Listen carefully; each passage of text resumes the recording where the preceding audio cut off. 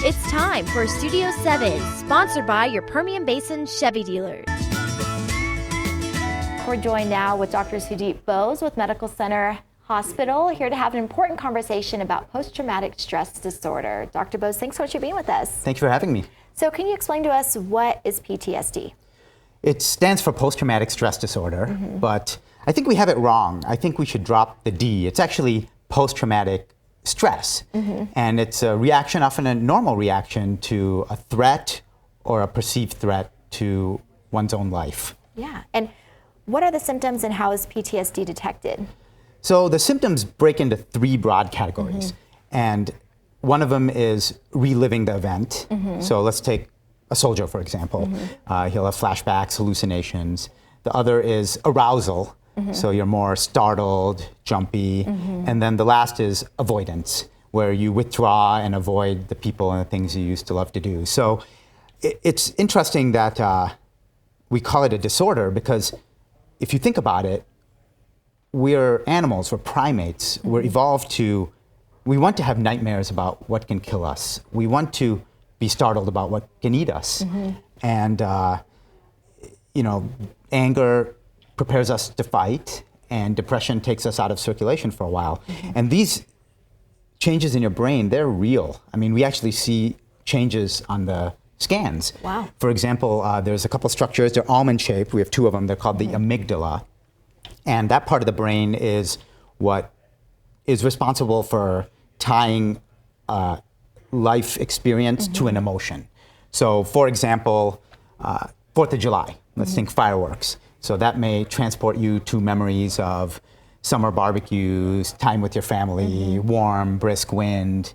But for the soldier with PTSD or PTS, post-traumatic stress, that same booming noise from the fireworks can transport that soldier to memories of the battlefield. So that's that amygdala at work. And those are some of the symptoms of PTSD. Yeah. Well, and speaking of veterans, a lot of people think that this, only affects veterans, but it can affect so many more people. It can. Like I said before, it's a threat or a perceived threat to one's life. So that's why we often see it in veterans, but anybody can have it. But for the listener out there, I think the main thing I would emphasize is this affects all of us, because as a physician, I can catch the re-experiencing. I can catch hallucinations. I can catch the arousal and the jumpiness, but the avoidance, I can't catch that. Like if you're withdrawing from things and people you used to love to do. So even if you're out there without PTSD or PTS, it's a mistake to think it doesn't affect you because you're the one who may catch it.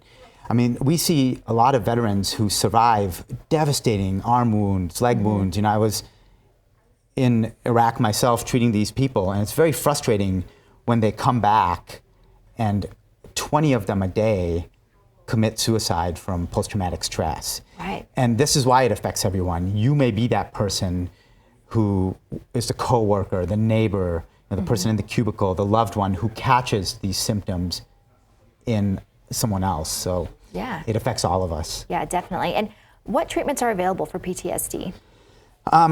Treatments, there are a lot described, and without getting into the weeds on the medicines or what type of cognitive therapy, I think the main concept is this. I think the main concept is brotherhood.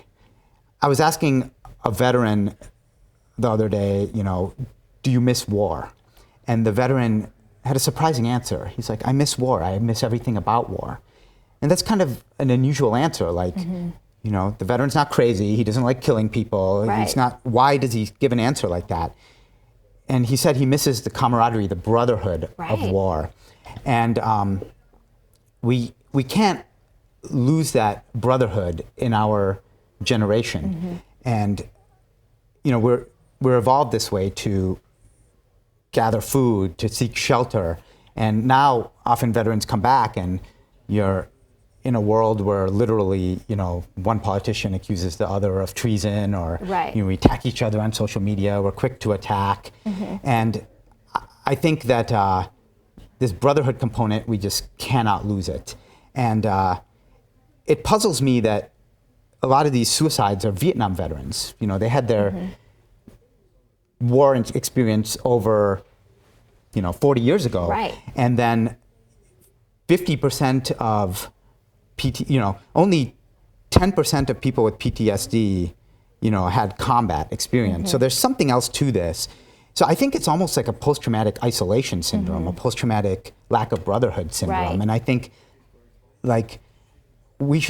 that soldier went to war we don't have a mandatory military service. That soldier went to war, he volunteered to go to war. So we should stand for him. We should, take time, listen, don't judge so quickly. If you're an employer, give them a job, say Right. thank you, and, out of many one, e pluribus unum, and we should stand together, united, the United States of America. Okay. Well, thank you so much for being with us today. Thank you.